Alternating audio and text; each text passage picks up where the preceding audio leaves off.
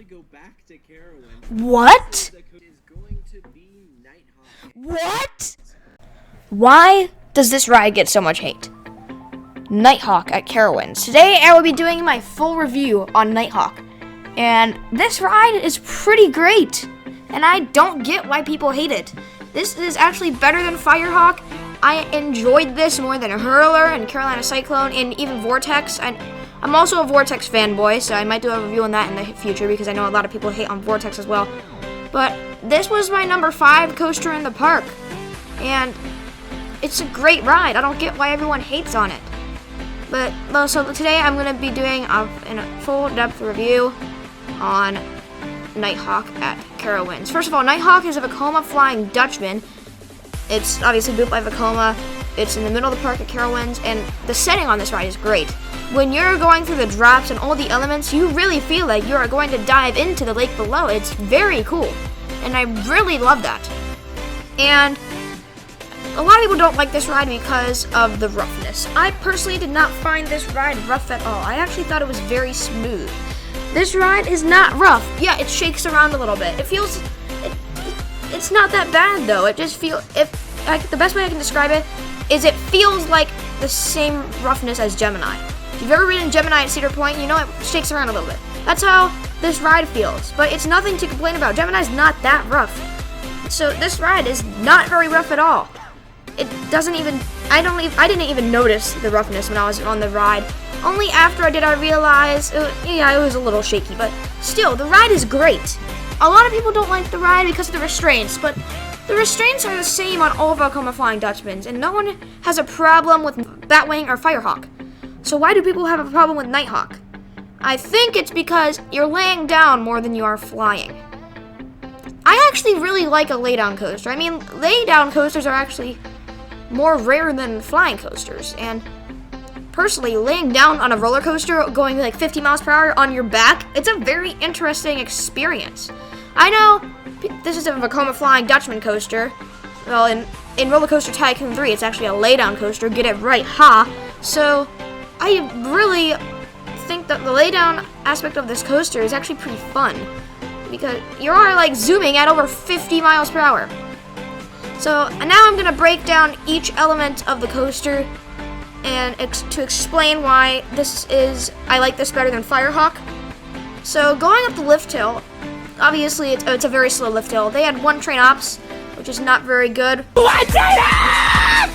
So I mean, I didn't mind it. The line wasn't that long. It was very early in the day. So it wasn't that rough. It was perfectly fine. And when you crest over the top, you just basically twist right away. You go straight to the flying position. And that is a very cool transition, and you can't really see when you're on your back, so it's because you just see sunlight, so it's pretty cool. You're all of a sudden you flip, and then you're flying, and then you just see water below you, and you feel like you are going to fall out and just hit the water, and it's so cool.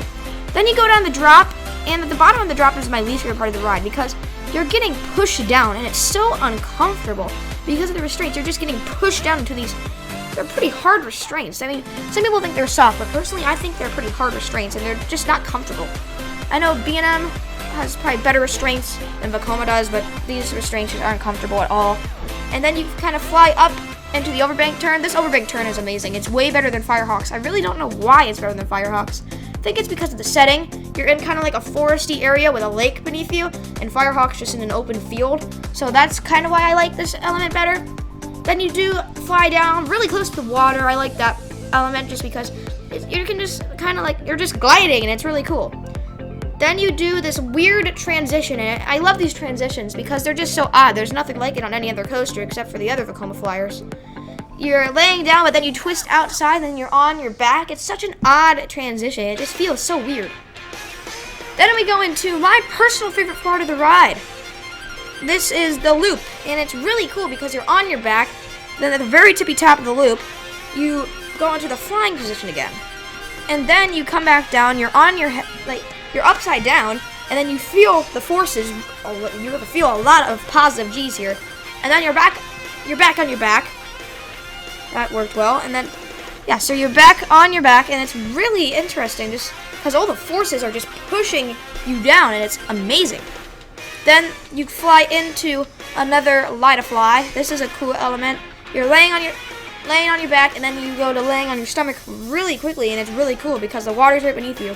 So as soon as you flip, you feel like you're falling into the water again. It's kind of like the first drop, but a little lower, and you're going faster. And then you go into a Fly-to-Lie. So you're doing like the same element that we talked about earlier. And after that, you go into the corkscrews. And the corkscrews do rise in elevation, but you really do not feel it. It kind of feels like an inline twist almost. It doesn't feel like a corkscrew. This is probably the shakiest part of the ride. This is the part where I actually notice the shakiness. But it's really not that bad still. Again, it feels like a Gemini, the shakiness. But these are really cool because you go through them really fast, and then you're laying on your back, and then you go flying, and then you're on your back again. It's just an insane experience. And then, of course, the water's right below you. So when you're on your stomach, you just see the water below you. It's kind of freaky, but it's probably one of my favorite parts of the ride. Not my favorite part, but one of my favorites. And then you're just laying on your back, and you're just gliding along, and then you go back into the station. This ride I don't get why it gets so much hate.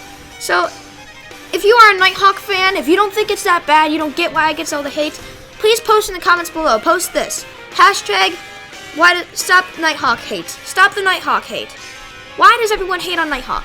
So if you ever see someone talking about bad about Nighthawk on YouTube, please go in the comments and say, hashtag, stop the Nighthawk hate. And every single one of you watching this video, in my comment section on this video, please post, hashtag, stop the Nighthawk hate. And the first person to say, hashtag, stop the Nighthawk hate, will be pinned, and I will hurt their comment, which is pretty nice. Okay, so that is my thoughts on Nighthawk. I am not going to be like Taylor Bybee from Coaster Studios and give this a 4. I'm going to give it an 8. I like the Nighthawk. I like it better than Firehawk. I like it better than Vortex and Hurler and Carolina Cyclone, which are all in the same park. And yeah, Nighthawk is very enjoyable. I do not get why it gets so much hate. So if you enjoyed this video, please leave a like, share, subscribe, comment, all that. And I will see you next time. Roll outro.